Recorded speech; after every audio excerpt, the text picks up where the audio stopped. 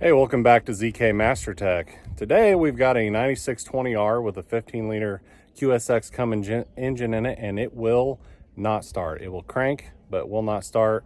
I came out here and did a bunch of diagnostics on it, and the pump is not building any fuel pressure.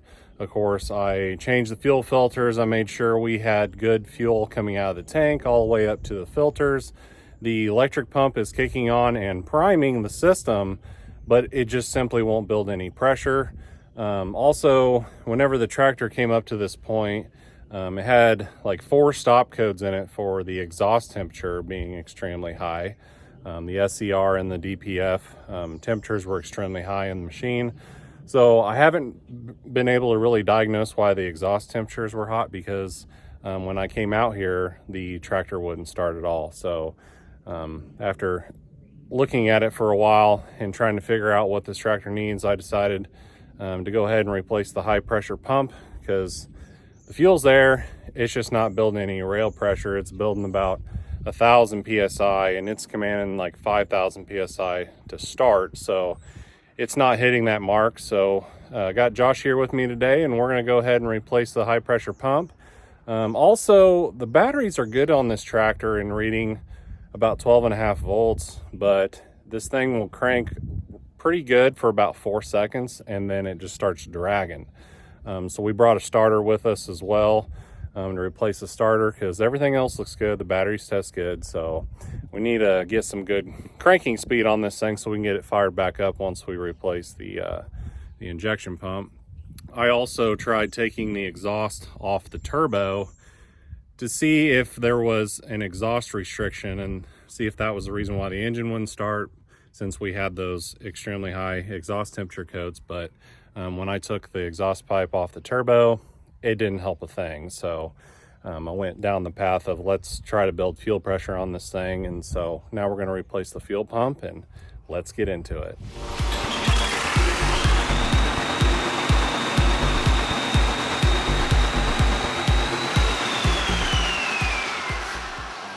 All right, first things first, I took this rubber plug out. Inside that hole is a 3/4 square that I put a 3/4 drive extension and ratchet in.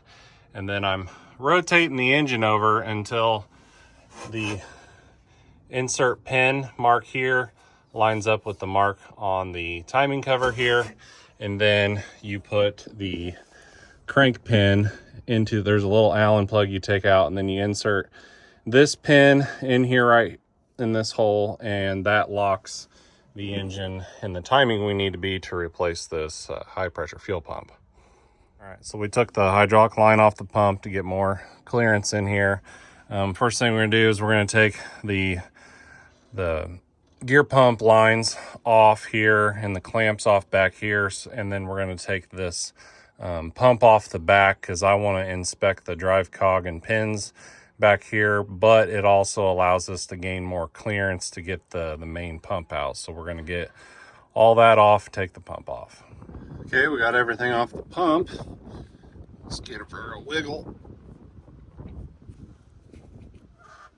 Goodness.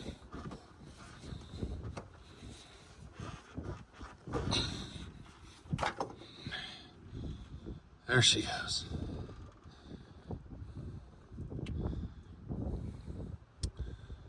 Okay. Well, that drive coupler looks okay.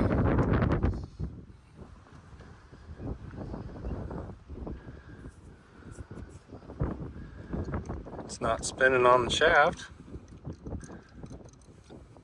Okay.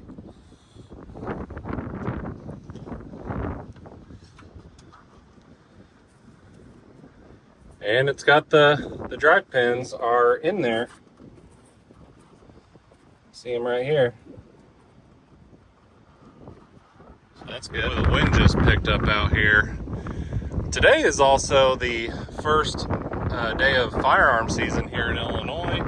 And instead of killing deer, we're trying to bring them back to life today. Yep. So now we're going to take this line off, this line off, this line off, and we need to unplug the fuel pump actuator here.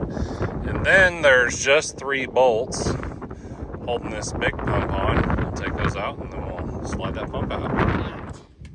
All right, well, we got the inlet banjo fitting out to the pump, and there's a screen inside here. I know you can kind of see some junk in there. See that? So I don't have a new one of these, and I can't get that screen out. I tried to get it out. It spins in there, but it will not pull out, and I don't want to break it. So I'm going to clean that out real good with contact cleaner and blow it out the best I can, because we ain't got another one. No one has one close either, so I'm just going to clean that screen up as good as I can, and we'll see what happens. But yeah. All right, so I actually got one of those filter, that banjo bolt / filter inlet coming. We're going to rob one from another tractor in the shop. Hopefully it's cleaner than this one, because I just can't stand reusing that on a new pump. So that'd be the best we can possibly do today. We got the cast brackets that hold the back of the pump off the engine block there. So now all that's holding this pump on are this bolt, and this bolt here. So you got to take those bolts out, leave this one in a little bit, scooch the pump back to where it'll tilt down, and then you can get that bolt out right there, because that bolt comes out, hits the pump, and won't come out. So we'll get that tilted down, get that out, and then we can pull this pump out. I did go ahead and I marked the housing where the drive pins line up, just to verify the pump doesn't get out of time there. There is a special tool for the pump timing, but I don't have it yet. It is still on order, but I haven't received it yet, so we're just gonna have to do the best we can there.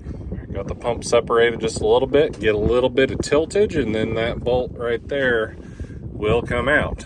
So I'm gonna put some lint-free rags over these lines just so we don't contaminate, and then we'll pull this pump out of here. In action. All right. Let's get this bolt out. All that. Okay.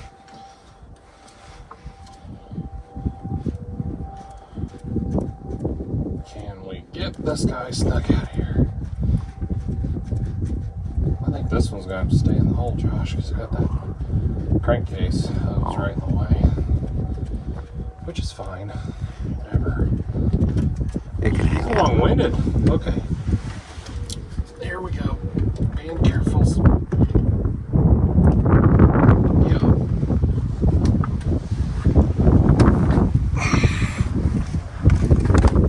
All right. Whew. There she is. All right, got the new pump here. I use this hole here on the fuel pump gear to align the new pump exactly like the old pump is. I just eyeball these holes, draw a line, and get that gear exactly where the old pump was. And I got deja vu here, because I'll put a video up here for you guys to see, but almost exactly 1 year ago, I was in almost the exact same position, except the Cummins, it broke the pins off in the back so that this pump here wasn't turning, and it would start and run for 60 seconds, which is the amount of time the electric transfer pump runs, and then it would die. But yeah, this tailgate setup is almost exactly the same as 1 year ago, so I kind of got some deja vu going here. But anyway, we got the pump timed. I just got to take this cap off. We got a new gasket. Josh cleaned up the surface here where that gasket's gonna go, so it's nice and clean. And I'm debating on whether I pull this pump off the back of the new one or not, but I might be able to get it in there the way it is, so I'll also have to wait and see what I want to do there. All right, here goes nothing.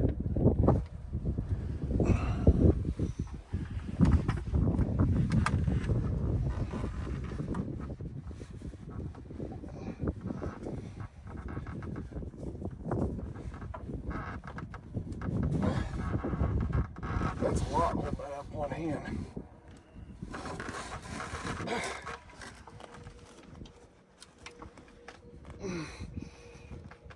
Come on.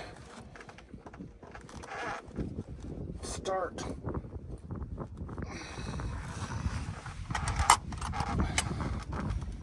Get this guy on there.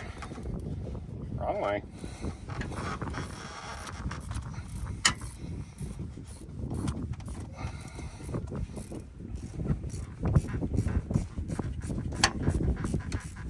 Get these in and then we'll torque them to 60 foot-pounds.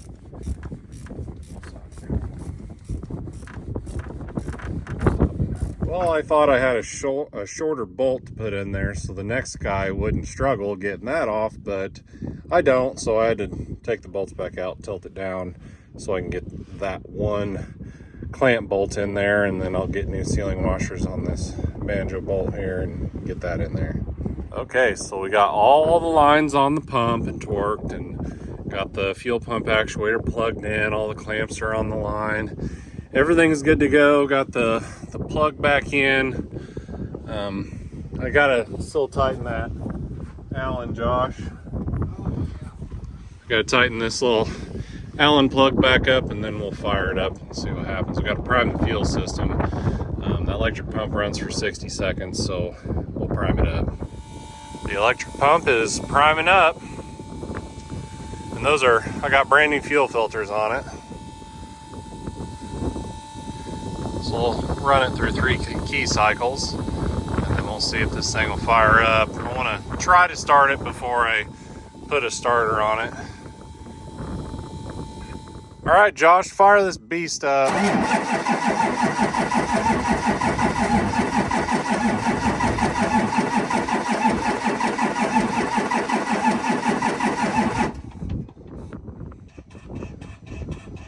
Let her prime up some more.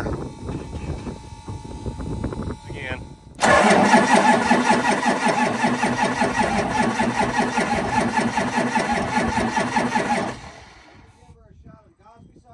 No.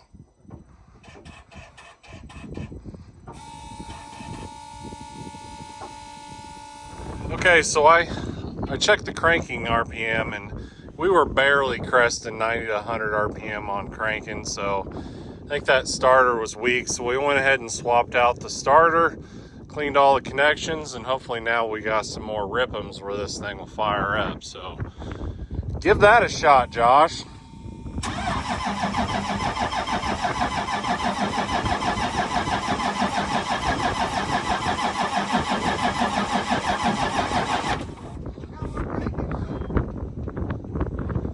Did it set a code or anything?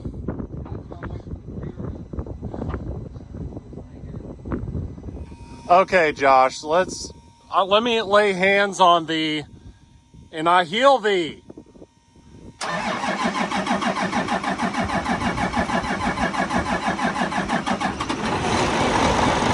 Oh, she's alive.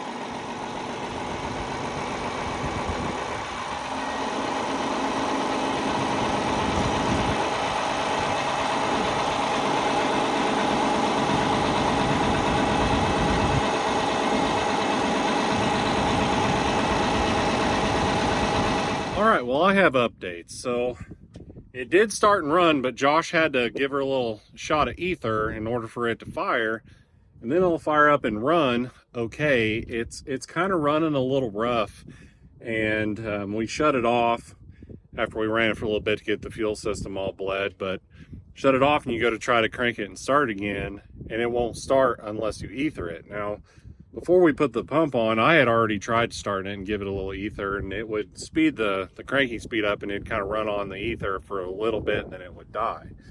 But now with the new pump in it, it'll actually run once after you ether it. But here, take a look at the exhaust. There's a bunch of smoke. Whenever you first rev it up, you got a big poof of black smoke, and then it starts smoking white.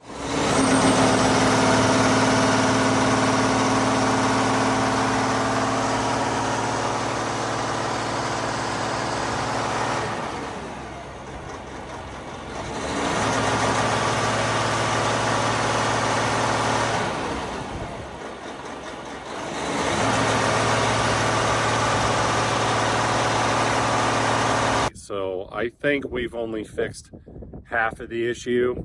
I think, you know, because the customer had actually had to replace the fuel filters like 4 times. I think like within a week of running. So I mean, I think we've got a bunch of junk in the fuel tank. And you know, the first problem was that inlet screen on the pump was also clogged, which I think burnt up the pump, but it also, I think we pumped a bunch of junk into the injectors. So, and I think the injectors are leaking and dumping too much fuel, and that would explain why we had the stop codes for the exhaust temperature being extremely high. The DPF and the SCR temperatures were extremely high, had stop codes whenever this tractor came to a halt. So I think we're dumping extra fuel into the exhaust and heating up the DPF and the SCR in the exhaust. But you know, this tractor shouldn't smoke hardly at all whenever you're revving it up. So we definitely have a problem there. So I think with the pump, we've only fixed half the issue.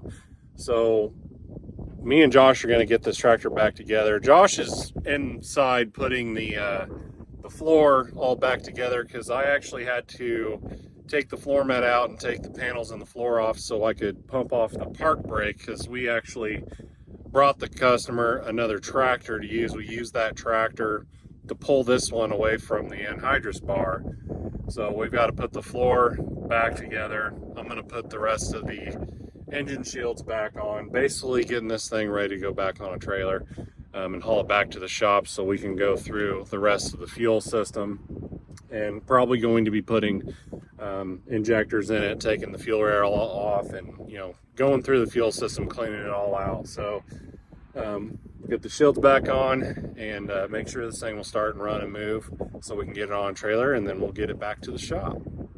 All right, well, we got the patient back alive and stabilized, but you know, we need to schedule her for surgery. Yeah. Immediately. Oh, yeah. So there's not always a fairy tale ending on every video, but hopefully I'll get the chance to show you guys, you know, the end of the story, because you know, we're basically on chapter 1 at the moment. But you know, that's going to do it for this video for today. I appreciate you guys watching. Subscribe to the channel, hit the like button, comment below. Until next time, keep that green iron moving.